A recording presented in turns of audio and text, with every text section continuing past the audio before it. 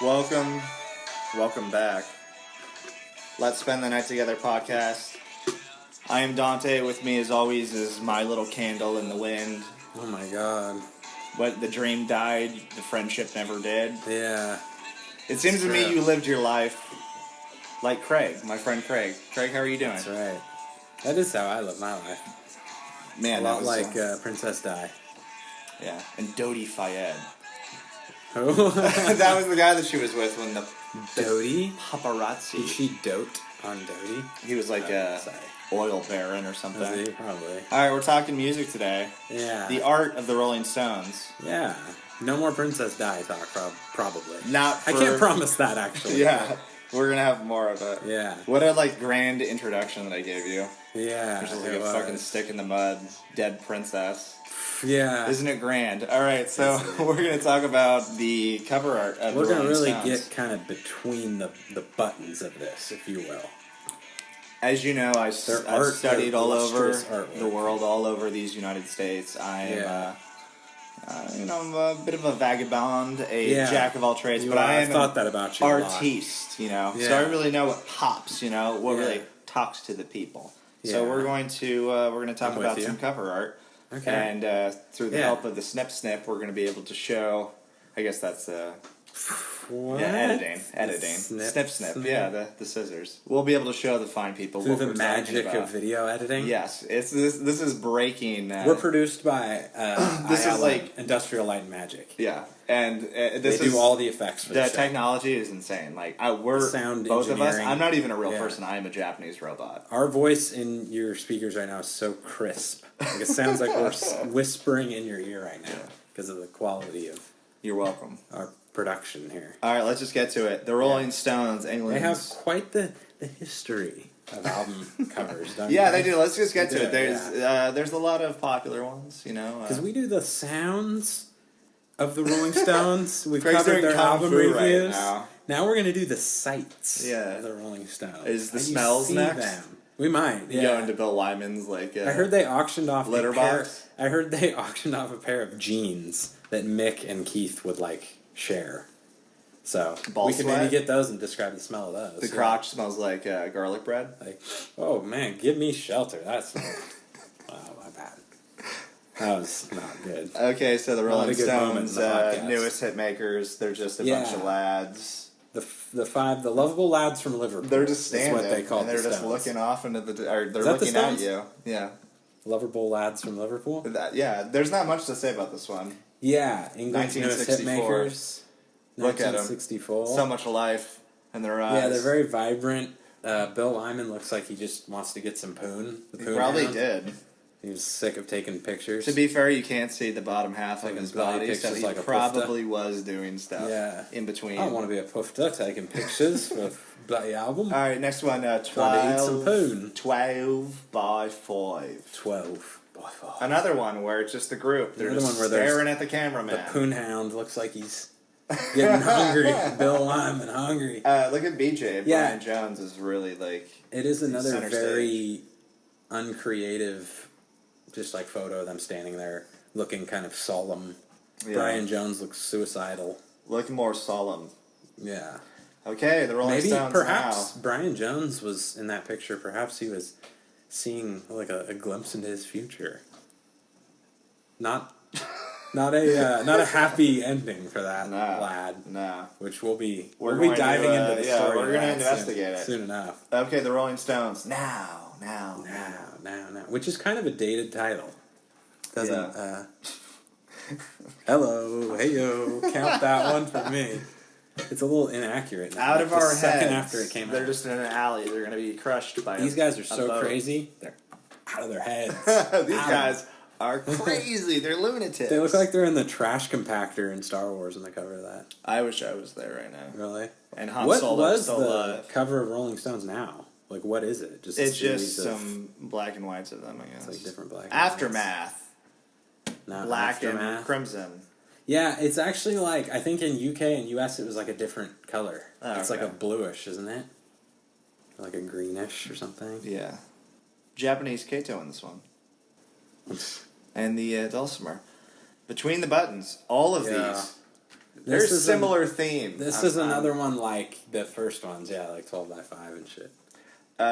What you'll be able to see, though, Brian Jones in the middle. Yeah. Laughing, having a laugh to chuckling. himself. Hey, he doesn't look so upset. What is that devil laughing about, man? Oh my god.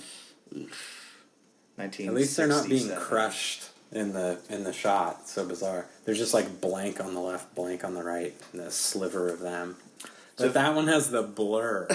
Like you're on a merry-go-round. Finally, we're going to talk a little bit. We're going to, go into a little bit about the history. The cameraman said in his own words he wanted to capture the ethereal. Ethereal, druggy feel of the time. That feeling at the end of the night when dawn was breaking and they'd just been up all night making music, stoned, man. Pun intended. Was what album is that? This is Between the Buttons. Oh. Yeah, what we were just looking at. So all he did for that entire vision, all that meant was take a picture of the band and blur the sides of it? When there's a bunch of dew outside, I guess. Oh, God. And then David Dalton once wrote that Brian Jones was disheveled and ghastly appearance. Dalton from Roadhouse? He said he looked like a doomed albino raccoon. Looks like a cooler. Alright, and doomed albino raccoon? You heard it here first, people. Yeah. Alright, now we're getting to the good stuff. Okay. Their Satanic Majesty's request. Satanic Majesty's request. Look at that. Far out, man. Hey, Mick, what do you want the cover to look like? I don't know, rip off Sgt. Pepper's Lonely Hearts Club Band, something what like the that. Beatles do. Make it look like Sgt. Pepper. Alright? Now, obviously, there's a bunch of... It's like they were ready to sing this all together in that album. I bought this record when I... this is a big had one. hands. And back then. And it came with all kinds of, like, games and, like, psychedelic shit. Like, mazes Did it really? and stuff. Yeah, and the vinyl. Yeah, they used to call you Mr. Hands, didn't they? When you had those hands? Yes, they did. Yeah. Was that a reference to something, or? No, I just wanted to tell you. Okay. No, Mr. Hands, when they called you that? Oh, why did they call me Mr. Hands? Yeah, is there another why don't I have any referencing? Hands? No. I'm just disabled. Yeah. Deal with it.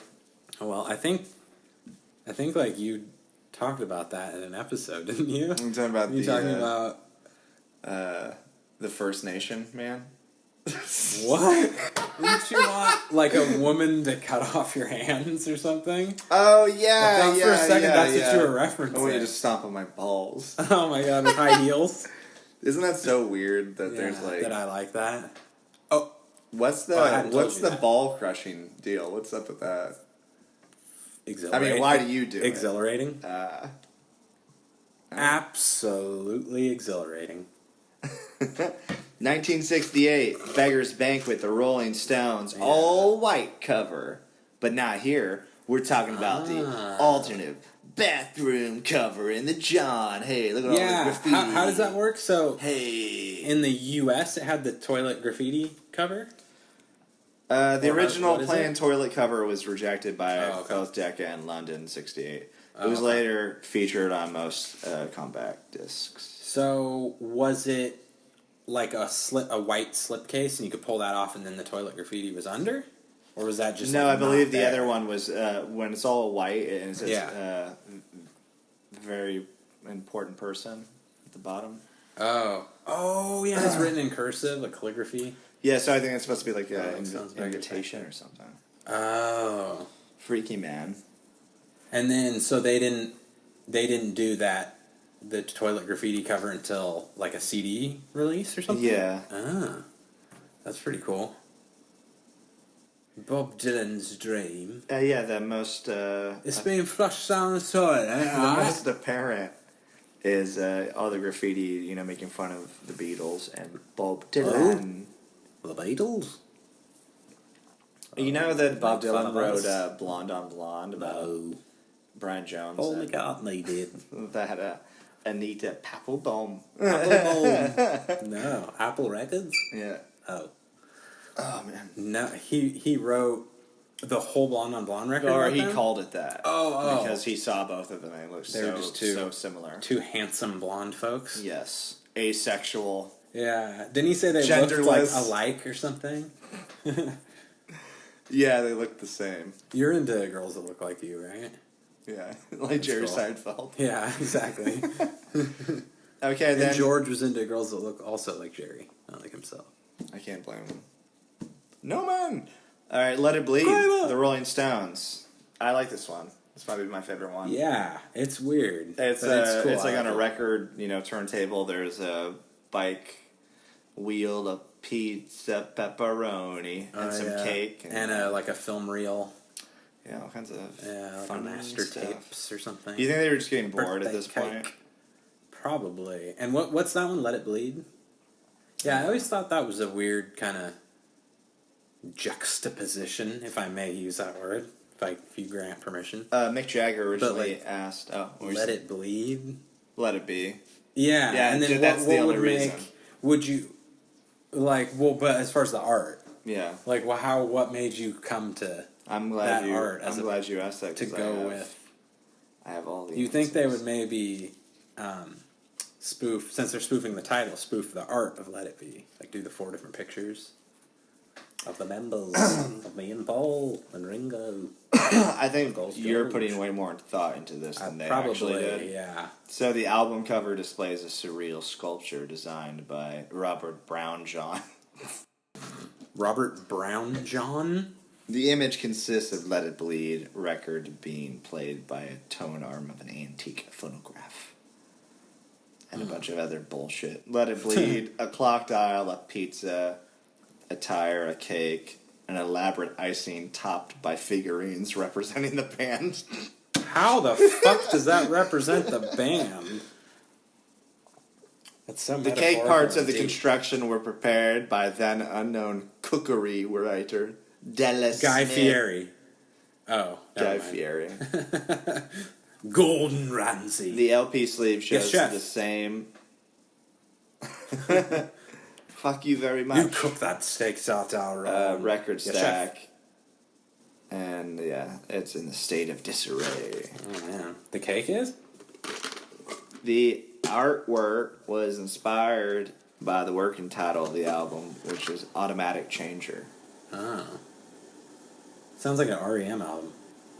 It totally does, doesn't it? Yeah. Jagger originally asked MC Escher to design a cover for the album. What? He said, go fuck yourself. Oh my God. And there you have it. All right. Should have been the ants on that, That would have been dope. Sticky Fingers, a guy's crotch. What do you think, Craig? It's cool. Perfect. it's a real bad album cover. This is the Spanish. I like the effect version. That might even be worse. I like the effect of that it was the crotch, and on the album sleeve it had a real zipper, like a working zipper. Yeah, I like that, but why is it? And is it Mick? Or his dick? The cover photo of a male model's crotch, male model, clad in tight blue jeans, was assumed by many fans to be that of the image of Mick Jagger. Yeah, his dick would be way too big. People actually involved at the time of the photo shoot claimed that Warhol had several different men. That bulge would have been down to his knee if it was Mick.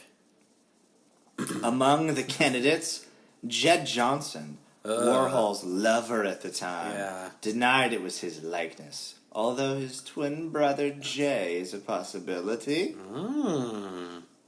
Tell me more. Tell me more. And this is the first one where they had the tongue and lips logo. The come hither. Which one is? Sticky Fingers. Sticky Fingers? Come hither, Craig. Where is it? It's on the back. Ah. Exile on Main Street, 1972. Yeah. That cover art. It just pops, pretty man. Good cover art. Yeah, it pops. It looks pretty good. Yeah. It's really weird. But what do you think when you see it? I don't know what to think. It's okay. Like a bunch of random. This is a safe place. You can talk. You don't. You don't have to feel bad. I don't have to. I can say what I really think. Yeah. Exile on Main Street. Jagger wanted an album cover that reflected the band as an runaway outlaws using the blues as its weapon against the world, man. Wow, man. Showcasing That's feeling of deep. joyful isolation, grinning in the face of a scary and unknown future. Isolation? I wrote a song about it. So yeah, they found this photographer named Frank, and he had a book called The Americans, and there's a bunch of pictures of all these like circus performers and stuff like that. So that's mostly what the pictures They made are. like a collage of those. That's collage of like existing photos. Yeah. And then there are. I think if you open it, I think there might be some of the band mixed in, right, on the inside. Goat's head soup. This one's pretty stupid. Sound like Oprah, like giving away cars. You get one. You get one. Yeah, He's being strangled. Craig, thoughts? Stupid looking. You don't like that? It's another one that's a very weird mix with the title because, like, there has to be some kind of some kind of connection between the art and the title. Maybe like I mean, it's just so weird when you hear Jagger's goat's head soup and you see a human head in a bag. Shouldn't it be called human head bag? Not goat head soup. You make such a good point. It's just weird. It wasn't. There's too many can't questions. argue with logic. And they're not like interesting. You know, like they're like Pink Floyd does stuff like, what does that mean? But it's usually like pretty thought provoking. Like that is just nothing. It's just random. If somebody gave you a ticket to eat goat head soup, would you? Here's the ticket. Here's some soup. Yes. Really? If as long as they were a do heartbreaker. It's only rock and roll, but I like it. It is. What's going on in this? That one's pretty stupid too. This looks like the end of Star Wars Episode 4. And they're getting the medals. Well, they're all getting the medals, and they're all like smiling at each other. Yeah. Yeah. So what's going on? It's just a and bunch not of talking. like cult members, and then the Stones walking down some stairs. It's only rock and roll, but I like it. I like it. Produced by the Glimmer Twins. Oh. Hoi, hoi, hoi. Ho, ho, ho. Oh. Is this the first one by the Glimmer Twins? I don't know. I don't think it was. Yeah, we're going to get into all that, though, on our comprehensive album reviews of the Stones. We've already reviewed the first 8 Rolling Stones albums, plus they're done a first impressions, at least, of the newest Blue and Lonesome. So please check out all those episodes, those eps. Next up is Beggar's Banquet, which will be soon. Just hold on to your steel wheels. That one will be coming out soon enough. We're still doing the dirty work to research it. Black and Blue, 1976. Yeah. You fans out there might recognize this from our YouTube channel. That cover. Out of all the pictures that they took, probably at the photo shoot, this was the best one. Yes. That's the greatest picture of any photo shoot ever, is my response to you. God, I don't even know what Jagger looks like. I mean, he looks dead. He looks like him and Keith look like a mannequin. Massive sexual tension between the two. Keith sort of looks like a goat.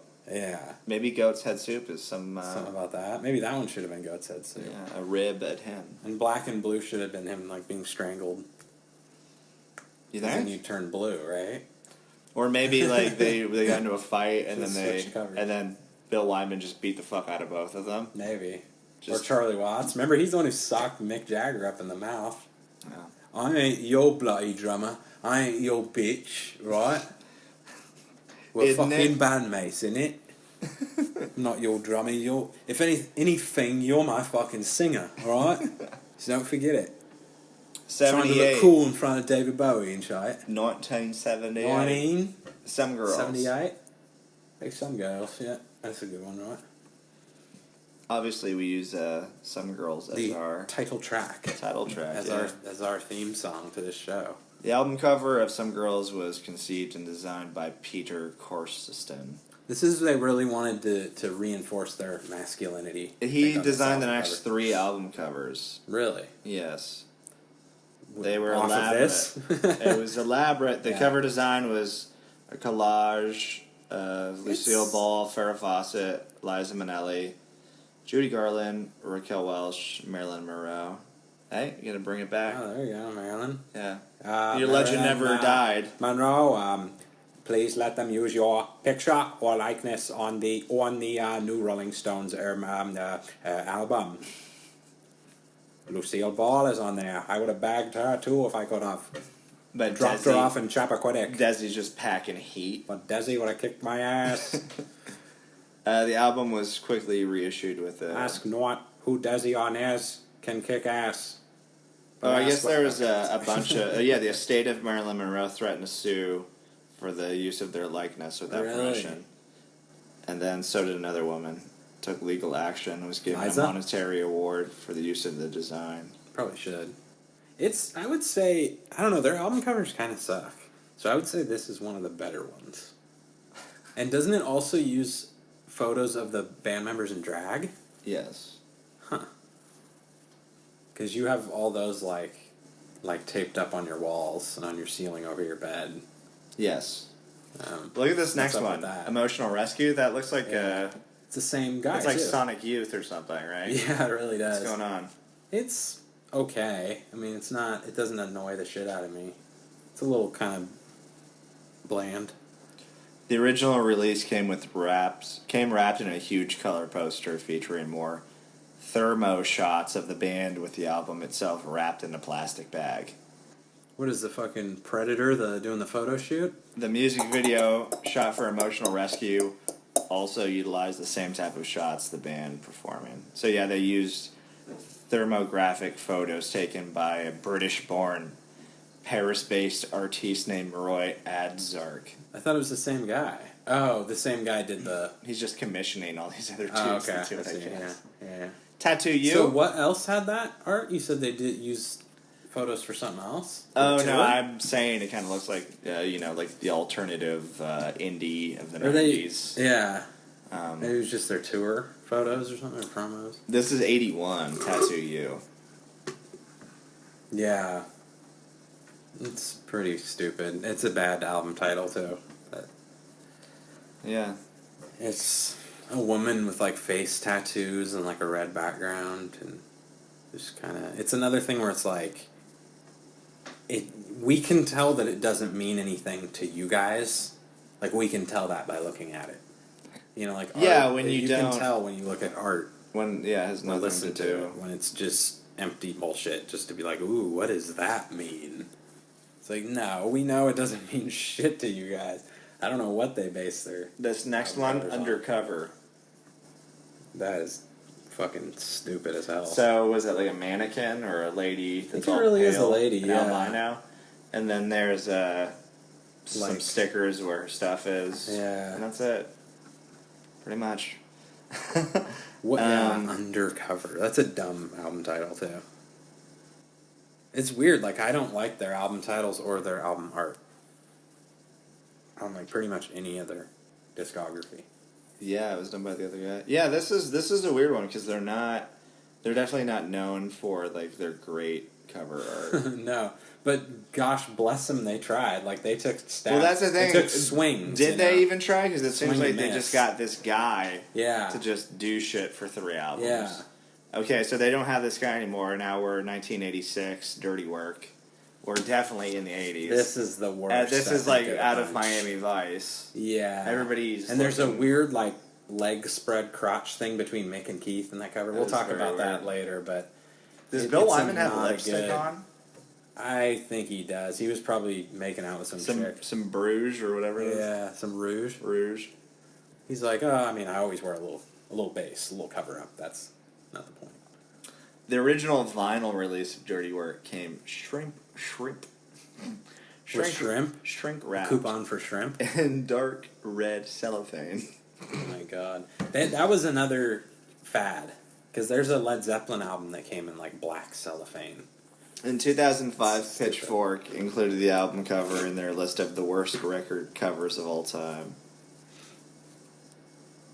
saying that it goes so far as to completely tarnish the reputation of a Valhalla band, while demonstrating the crushing awfulness of the 80s aesthetic. What's this one, Dirty Work? Yeah. Steel Wheels. They're not trying. What is going on? Steel Wheels is This is nothing. sort of artwork you'd see like at an airport.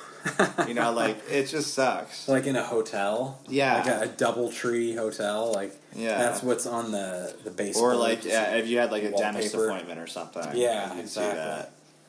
It looks like shit, man. Yeah, it's bad. And Steel Wheels. There were probably a lot of people. I don't know about a lot of people, but there were probably some people that were like, "Oh, is this like hip hop?" It's like Steel Wheels, isn't that like a term for, turntables? Like that's not, like, I don't, it's not, it's another just a bad album title. It's like, what does that mean? Alright, well, we're gonna really get ready for this next one. Voodoo Lounge, Rolling Stones. What is little this? Banana Some kind Man. of dog man? Coyote man? Banana Man, Coyote Man. Yeah, it looks is like... Is this like a cave painting or what? It looks like if you lived in, like, Arizona and you went to, like, Home Depot and got, like, art at the Home Depot. Or, like, a lawn ornament. Yeah. That's, like, Oof. Like the little man playing the trumpet or whatever. Yeah. Like Aztec. It's like it's like the hokey shit that you buy as you're crossing back into the States. Yeah. It's like all the worst like knickknacks and stuff.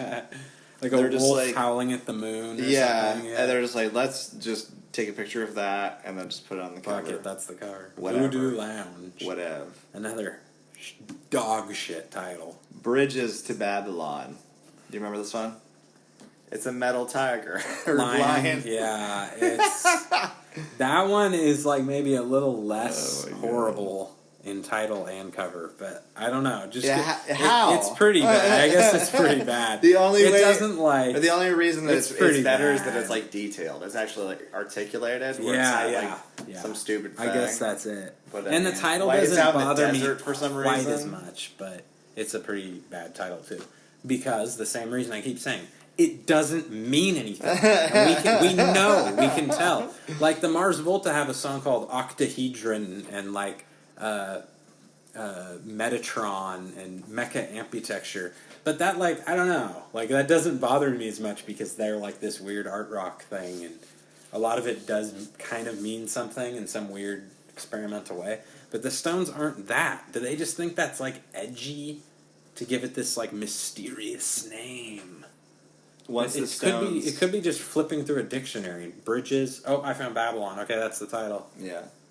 It's like the last 5 minutes before the record company guy gets there. Exactly. The Stones picked Stefan Segmister to be the album's art director. Jagger told him to seek inspiration from Babylonian art. Oh my god. He was exhibited at the British Museum. Jeez. He just picked out one statue, Babylonian statue, and just did that. Like, that's not inspired by it. That's just you, like, took a picture of a Babylonian statue. Stefan was most impressed by La Massue sculpture featuring a lion with a human head and a beard and commissioned by artiste Kevin Marie to point a similar, a Syrian lion in an attack stance. What the fuck is going on? Oh my God. Okay, you have way too much money. What are you doing? What are we talking about? The weed and the coke combined make all these horrible ideas sound cool.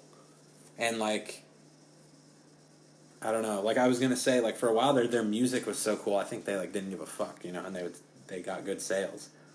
But at this point, like I don't know. Better not have a horrible... The first 1 million units of Bridges to Babylon were encased in a specially manufactured filigree slipcase.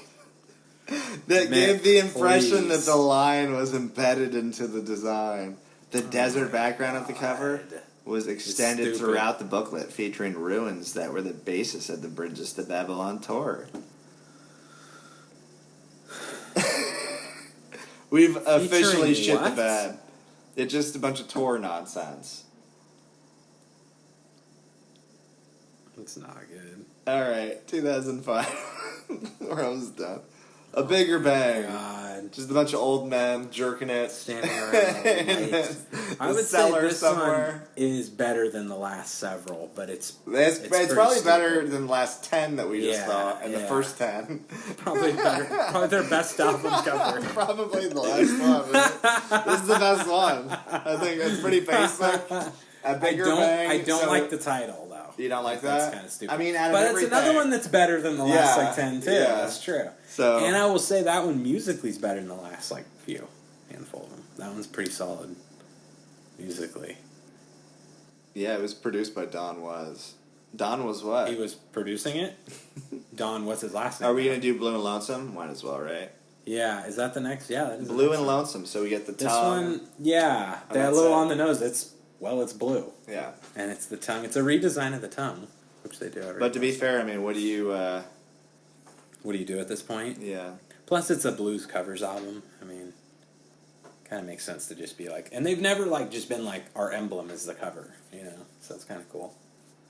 Yeah, they just put the iconic tongue and lips logo on it, which first appeared on Sticky Fingers. Oh, okay. So, I still think they might have another album in them, and we'll have to come back and do an an hour reviewing the album cover of that. Now that you've seen, all what it is. Yeah, and you were looking at them as we described them. Yeah, the art. Yeah. Breathtaking. Magnifique.